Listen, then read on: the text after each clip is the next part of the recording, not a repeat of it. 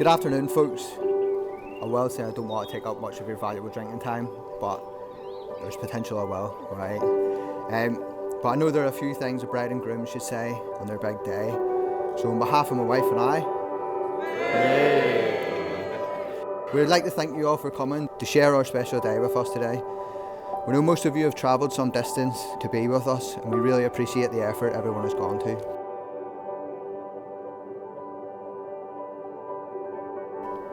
We really hope everyone enjoyed visiting our little spot in Hampshire and can understand why we chose a wee place called Romsey to make our home together. Living here has made us very happy, and we are over the moon to have you experience our neck of the woods for a day. I met Hayleigh back in December 2016. I was busting a few moves out on the dance floor when a very beautiful young lady caught my eye. She was stood there staring at me, probably thinking, what is he doing? But as I'd had a few drinks in me, and obviously my confidence was through the roof, I decided to pull her up for a dance. We had a little bit of a language barrier at the start, as you all sort of know. And from that night, I knew this was who I wanted to spend the rest of my life with. Well, the rest is history.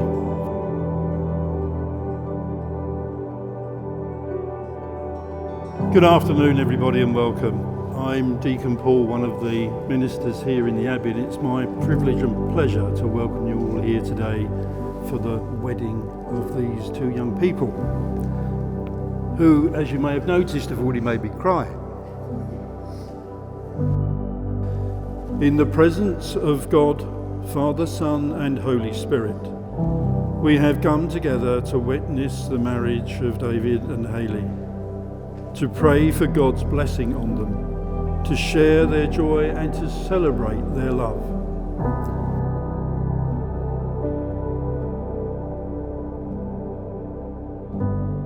I, David, take you, Hayleigh, to be my wife, to have and to hold from this day forward, for better, for worse, for richer, for poorer, in sickness and in health, to love and to cherish, till death us do part. I, Hayleigh, take you, David, to be my husband, to have and to hold from this day forward, for better, for worse, for richer, for poorer, in sickness and in health, to love and to cherish, till death us do part.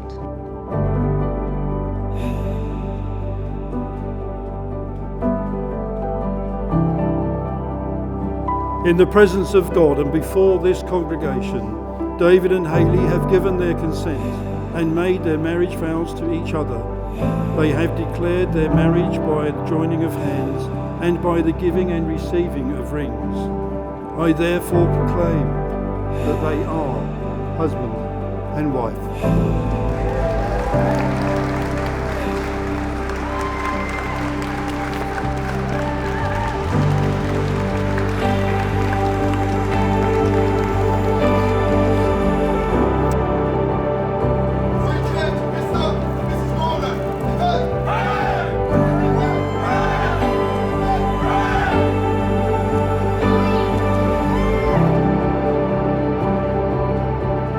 Firstly, I'd like to say how beautiful the ceremony in Romsey Abbey was today.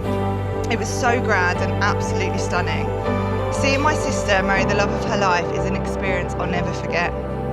It truly was amazing. I know the sheer amount of hours spent on preparing for today, and it really has been planned to perfection, down to every tiny detail.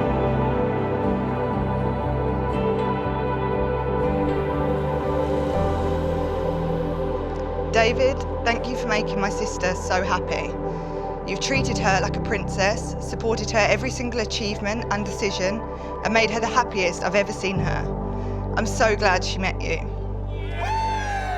Hayleigh, you look absolutely stunning today.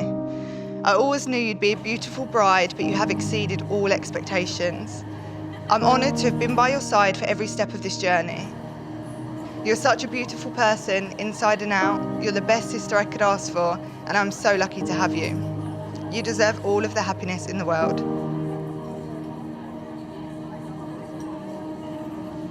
I've got to know David rather well since he and Hayleigh started dating, and it's my great relief that she has chosen such a great man to share her life with. Myself and Lorraine open our arms and our hearts in welcoming David to our family to be our son-in-law. Hayleigh, you've brightened every moment of every day since you came into my life. Please go and enjoy your life, be loved and be happy, and if you do that, you'll make myself and Mum the proudest parents alive. I've known Daisy for 11 years, and we've been best friends for a good 10 years. I can honestly say I never thought this day would come. No, in all honesty, I'm so happy for the bride and groom. Today it feels forever since she asked me to be her best man. It's been a perfect day so far, until I tell some stories later. Firstly, I would like to thank my in-laws, Lorraine and Tim, for welcoming me into your family. I felt at home the second I met you, and I hope I live up to your expectations you have for a husband to your daughter. Lorraine, you have raised the girl of my dreams. I know how important she is to you, and I promise to love her always.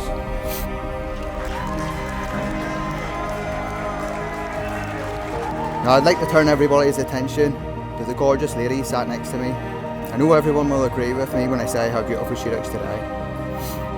Since meeting and falling in love with you, you've changed my life in so many ways. Amazing ways. We both know I'm a bit random when trying to put words together at very important points in our lives. Like the day I asked you to marry me. I started talking about these two huge trees, starting out together, as they would grow old together. You were just looking at me thinking he's definitely lost the plot. Until I got to the end of the tree story and finally asked you to marry me. I hope this is a little better. Hayleigh, you're my best friend.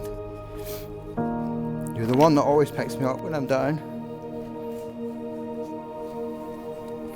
It sounds better whenever you rhyme it, like. You're always by my side no matter what. You're my inspiration in life. You're thoughtful, you're caring, you're beautiful inside and out. But most of all, you're the love of my life.